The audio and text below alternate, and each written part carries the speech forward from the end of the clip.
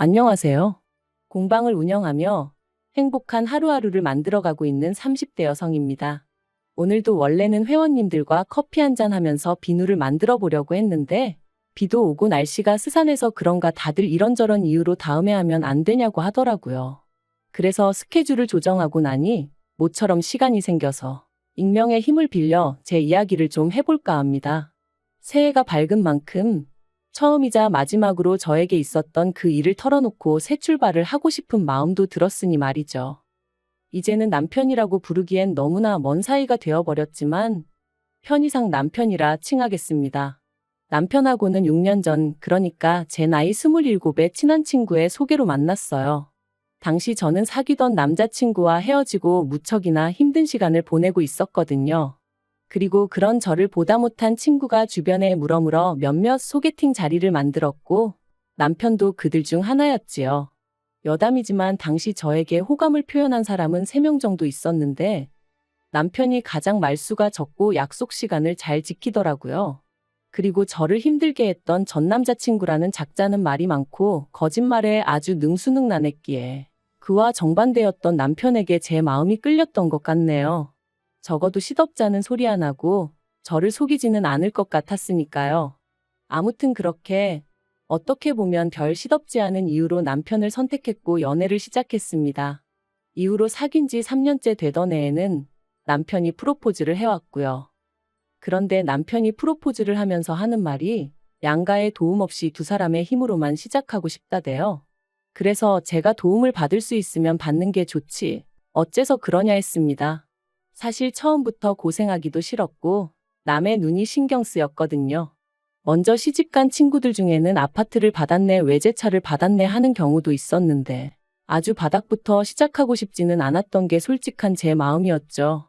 하지만 남편이 말하길 자기가 장남이기도 하고 그러니 부모님에게 부담을 드리고 싶지는 않다는 거예요. 그래서 제가 이 이야기를 친정에 전하니 친정아버지는 그게 무슨 똥자존심이냐며 화를 내셨습니다. 그리고는 자식이 안 받는다고 해도 부모 마음이란 게 그런 게 아니라면서 아마 결혼 이야기 나오면 그쪽에서 먼저 얼마라도 해줄 거라 들 테니 저더러 걱정 말라 하시더라고요. 그런데 이게 웬걸. 상견례 자리에서도 시부모님은 돈에 관련돼서는 한마디도 없으시대요. 그저 고장난 로봇처럼 다 큰 애들이 좋아서 한다는데 알아서 할 거란 소리만 하셨으니까요. 그리고 이 일로 저희 친정아버지께선 남편 집안이 아무래도 이상하다 하시며 결혼은 없던 걸로 하라셨습니다. 참고로 저희 친정어머니는 제가 중학생 때 돌아가셨고 그래서 이후로는 친정아버지가 저랑 오빠를 키워주셨어요. 특히나 저는 둘째고 딸이다 보니 불면 날아갈 듯 아주 애지중지 키워주셨죠. 그러니 제가 제대로 된 대접도 못 받고 시집을 가는 것 같아 무척 속상해 하셨던 거예요.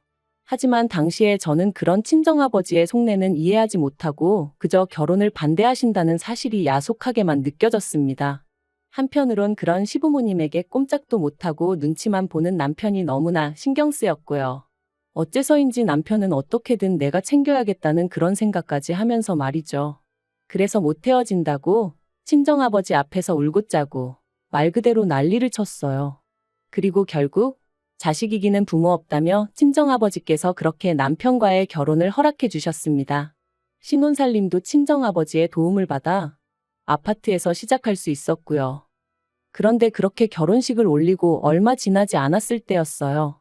회사 창립 기념일이라 저는 집에 남게 되었고 남편은 평소와 다름없이 출근을 했는데 막상 모처럼 혼자 집에 있으려니까 뭔가 어색한 거예요. 그래서 뭘 할까 고민하다 마침 날씨도 여름에서 가을로 넘어가고 있겠다. 집 청소나 하면 딱이겠다 싶더라고요. 그래서 안방부터 시작해 평소에 손이 잘 닿지 않았던 부분들까지 구석구석 쓸고 닦기 시작했습니다. 그리고 그때 남편의 책장 가장 윗칸에서 오래된 사진 몇 장이 떨어졌는데 사진 속 꼬마가 낯설지 않았죠. 바로 저희 남편이었으니까요. 사실 몇 번이나 예전부터 남편에게 어렸을 때 사진 좀 보여달라고 했었는데 그럴 때마다 이사하면서 다 없어졌다고 했었는데 이렇게 버젓이 몇 장씩이나 가지고 있었다니 반갑기도 하면서 동시에 황당하고 어이없기까지 하더라니까요.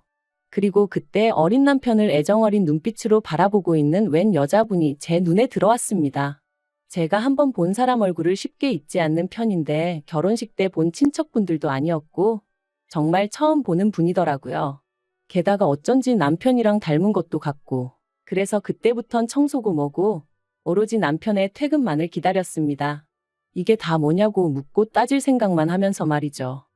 이윽고 시간이 흘러 7시가 좀 넘어가니 평소와 다름없이 남편이 집에 왔고 저는 그런 남편에게 사진들을 들이밀며 이건 뭐냐고 물었어요. 어렸을 때 사진은 다 없어졌다더니 보란듯이 당신 방에 있더라고. 서운하고 섭섭하다 뭐 그렇게 이야기를 했던 것 같아요. 그리고는 옆에 이 여자분은 누구냐니까. 남편이 저를 한참 동안 말없이 쳐다보더니 자기가 사실 말하지 않은 게 있다면서 얘기 좀 하자더라고요. 잠깐이었지만 거실에서 식탁으로 자리를 옮기는데 오만 가지 별의별 상상이 다 되었습니다. 드라마를 너무 봤나? 말도 안 되는 생각들이 머릿속을 스치더라니까요. 그리고 그렇게 몇 분간의 시간이 흐르고 남편이 하는 말이 지금의 시어머니는 자기의 계모랍니다. 남편을 낳아주신 친어머니는 오래전 지병으로 돌아가셨고 이후로 아버님이 지금의 어머님과 재혼을 하셨다고요. 그리고 남편의 시동생은 두 분 사이에서 태어난 그러니까 남편에게는 이복동생이었던 거죠. 제가 남편더러 나도 어머니가 안 계시단 걸 알면서 왜 말하지 않았냐 물었어요. 사실 같은 상처를 갖고 있었으니 얼마든지 서로를 위로해 줄 수도 있었을 테니까요. 하지만 남편은 장인어른은 재혼을 안 하셨지만 자기 아버지는 아니지 않냐며 저랑 자기랑 처지가 다르다고 딱 선을 긋는 거예요. 그래서 제가 더는 그 이야기는 하지 않고 아무튼 그동안 마음고생이 심했겠다. 그래서 그렇게 늘 어머님과 있으면 눈치를 보고 그랬던 거냐 물었습니다. 그런데 남편이 보인 반응이 뜻밖이었어요. 자기가 언제 어머님 눈치를 봤냐면서 자기는 그런 적 없다고 아주 펄쩍 뛰었거든요. 제가 직접 보고 느낀 게 있는데 정작 당사자가 그렇게 나오니 좀 황당하대요. 하지만 뭐 본인이 아니라 하니 더 캐묻기도 그렇고.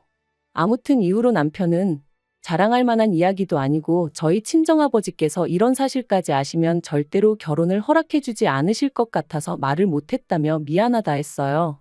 하지만 이건 이해하고 용서하고를 떠나서 마음이 편치가 않았습니다. 솔직히 제가 남편하고 결혼까지 약속했던 건 남편의 정직함 때문이었거든요. 그런데 남편이 작정하고 저를 속인 건 물론이고 제가 사진을 발견하지 못했다면 끝까지 말하지 않았을 것 같은 게 생각할수록 화도 나고 실망스러웠죠.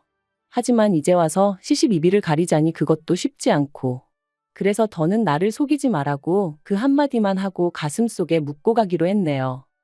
한편 어쨌든 남편을 낳아주신 친어머니는 아니셨어도 길러주신 어머님이셨으니 이후로도 저는 제 할 도리는 하려고 했습니다. 하지만 어머님께서는 하루하루 시간이 지날수록 저희에게 바라시는 게 많아지셨어요. 특히나 금전적인 부분에서 요구하시는 게 늘어만 갔는데 알고 보니 그 이유가 결혼 전에는 어머님이 남편의 월급 통장을 갖고 계신 적도 있었고 어머님이 뭐 필요하다 갖고 싶다 하시면 남편이 대부분 다 해드렸던 모양이더라고요. 그런데 남편이 저와 결혼하면서 경제권을 아예 저에게 넘겨줬다 보니 더는 전처럼 어머님의 요구사항을 들어드리지 못하게 된 거였죠. 참고로 경제권을 제가 가져오게 된 건 결혼 허락받고 전세집을 구하는 과정에서 남편이 모아둔 돈이 형편없이 적다는 사실을 알게 되면서였어요. 제가 그렇게 직장 생활하면서 번 돈을 도대체 다 어디다 썼냐 물으니 모른다고만 해댔고 그러니 경제권을 제가 안 가져올 수가 없었네요. 아무튼 결국 이 일로 저는 남편과 결혼한 지 1년 만에 어머님과 크게 부딪히게 되었습니다. 어머님께서 남편이 비록 저랑 결혼하긴 했어도 여전히 당신 아들이라 하시며 남편 통장을 내놓으라 하셨거든요. 당신이 월급 관리를 해줄 테니 저더러 생활비를 타서 쓰라면서 말해요. 그리고 저는 그게 말이 되냐? 절대 못 드린다 하고 버텼어요. 그렇게 남편 주머니 사정이 걱정되시는 거면 결혼하기 전에 좀 챙겨주시지 그러셨냐고. 지금은 제가 있으니 안 해주셔도 된다, 관심 끄셔도 된다 쏘아붙였죠. 그랬더니 나중엔 아버님까지 나서셔서는 어디 며느리가 시어머니 말에 토를 다냐 하시며 저를 꾸짖으셨는데 솔직히 두 분 다 제 눈에는 그저 추하고 탐욕스러워 보일 뿐이었습니다.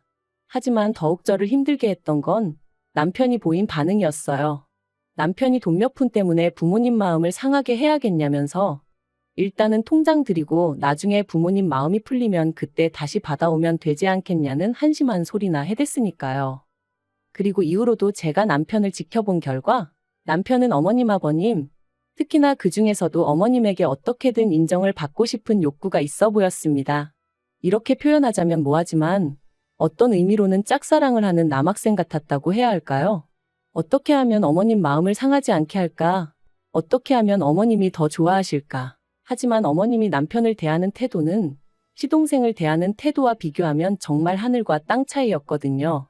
가령 온 가족이 모여 식사를 할 때도 남편 앞에는 온통 김치에 나물 반찬, 밥도 어떨 땐 누른밥. 하지만 시동생 밥은 늘 윤기가 잘잘 흐르고 그 앞에는 불고기며 뭐며 누가 봐도 메인 메뉴다 싶은 게 놓여 있었죠. 그래서 한 번은 제가 그 불고기 접시를 가져다 저희 남편 앞에 옮겨놨어요. 그랬더니 대번에 어머님이 저더러 뭐하는 짓이냐고 짜증을 내시길래 저희 남편도 불고기 좋아한다고 했죠. 그러자 어머님이 남편더러 너 이거 좋아하냐고 물으셨는데 남편이 대번에 자긴 안 먹어도 된다면서 저더러 괜히 왜 오바하냐 그러더라니까요. 그리고 이후로도 이와 비슷한 일은 몇 번이나 있었고 그럴 때마다 오로지 어머님 기분만을 살피는 남편을 보고 있자니 안쓰럽고 한편으론 섭섭한 생각에 제 속만 까맣게 타들어갔네요. 하지만 그럼에도 불구하고 저는 그런 남편을 어떻게든 지켜주고 싶었어요. 남편에게 진짜 가족이 뭔지 알려주고 싶었죠. 하지만 남편은 끝까지 제 마음을 알아주지 않았는데 재작년 여름이었습니다. 모처럼 고향에서 열리는 동창회에 다녀오신다며 친정아버지께서 1박 2일로 여행을 떠나셨어요. 평소라면 차를 가져가셨을 테지만 그날은 어째서인지 고속버스를 타고 가신다 하셨죠. 그런데 이튿날 이제 곧 버스 탄다는 통화를 마지막으로 세상을 떠나셨습니다. 운전기사가 졸음운전을 하다 그만 중앙분리대를 들이받았고 그대로 반대편에서 오는 덤프트럭과 부딪혔다나요? 뉴스에도 나왔을 정도로 큰 사고였고 저도 친정오빠도 제정신이 아니었어요. 평소에도 누구보다 건강관리에 힘쓰시던 아버지셨기에 그렇게 허무하게 세상을 떠나실 거라곤 꿈에도 생각해 본 적이 없었으니까요. 솔직히 그때 일을 다시 떠올리기란 지금도 너무 괴로울 뿐입니다.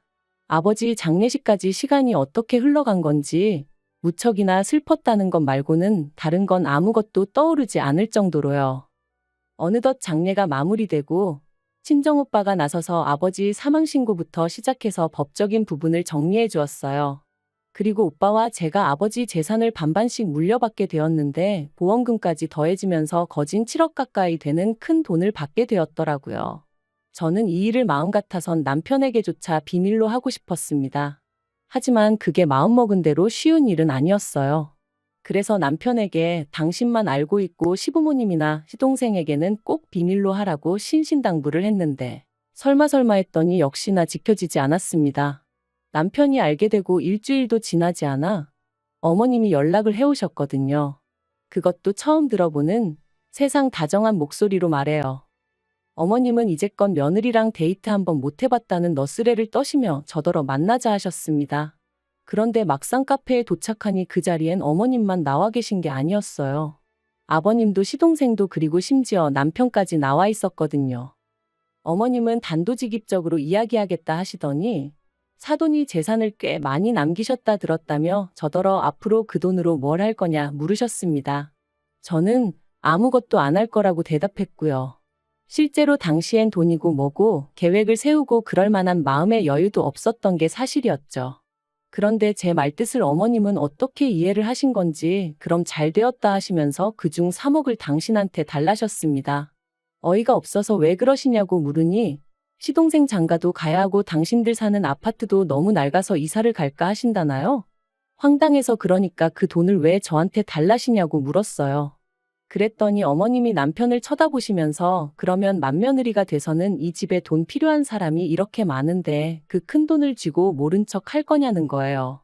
그리고 그런 어머님의 말씀이 끝나기가 무섭게 남편이 저를 바라보면서 저더러 저답지 않게 왜 그러냐고 가족끼리 돕고 살아야지 그러는데 제가 남편더러 이게 가족끼리 돕는 것 같이 보이냐 되물었어요.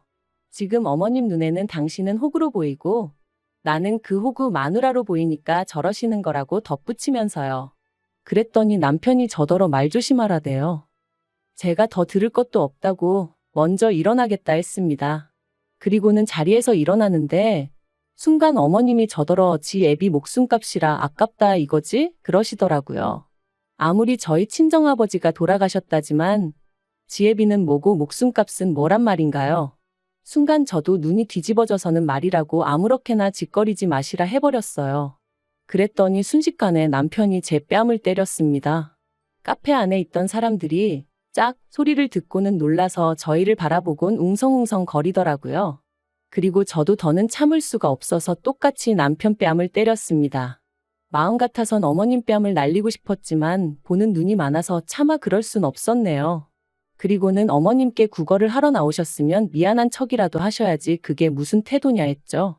그랬더니 어머님이 남편더러 너는 배알도 없냐시며 저런 거랑 계속 살 거냐고. 네가 저거랑 계속 산다 하면 나는 너를 안 보고 살겠다 그러시는 거예요. 평소에 어머님이 매번 시동생만 챙기시고 남편은 무시하시는 게 꼴보기 싫어서 제가 더더욱 남편을 살뜰히 챙겼던 게 사실이에요. 그러니 아마도 어머님은 제가 남편을 엄청나게 좋아한다고 생각하셨던 모양입니다. 남편 없이는 못 산다 그렇게 오해를 하셨는지도 모르겠어요. 그러니 남편에게 저랑 살지 말라 하면 제가 남편한테 매달리기라도 할 줄 아셨던 건지. 하지만 솔직히 말해서 언젠가부턴 남편을 사랑한다기보단 인간 대 인간으로 안쓰러워서 챙긴 게 더 컸거든요. 그리고 친정아버지 마음을 그렇게 아프게 하고 시집을 왔는데 차마 이혼하는 모습은 보여드릴 수가 없었으니 어떻게든 참고 살아보려고 했던 것도 있었고요. 그런데 이런 제 속도 모르고 자기들끼리 난리부르스 추는 꼴을 보고 있자니 기도 안 차더라니까요. 그래서 남편이 뭐라 말을 하기도 전에 내가 안 산다고 그랬습니다. 더는 이 막장 집구석의 며느리 더러워서 못 해먹겠다 했죠. 그리고는 남편더러 정신 차리라고 네가 앞만 날고 기어봤자 어머님 눈에는 호구자식일 뿐이다 해버렸네요. 그리고 결국 그날을 마지막으로 남편과 저는 일사천리로 이혼을 했습니다. 남편은 어머님이 너무 완강하셔서 어쩔 수 없다며 저더러 끝까지 어머님한테 용서를 구하라고 그러면 이혼만큼은 안 해도 된다는 식이었는데 그런 말을 하는 남편을 보고 있자니 딱하기도 하고 한심하기도 하고. 그런데 더 황당한 건 이혼이 확정되고 나서야 어머님께서 연락을 해오셔서는 저더러 왜 재산을 네가 다 가져가냐고 난리시더라고요. 그래서 남편이 뭘 기여한 게 있어야 나눠 가질 거 아니냐 했습니다. 처음부터 집도 저희 친정에서 해줬고 이후로 계속 맞벌이를 했는데 남편이 저보다 뭘 더 한 게 있냐고요. 그랬더니 네 애비한테 받은 돈은 왜 빼고 말하냐길래 어디 한번 제주껏 가져가 보시라고 쏘아붙여 버렸네요.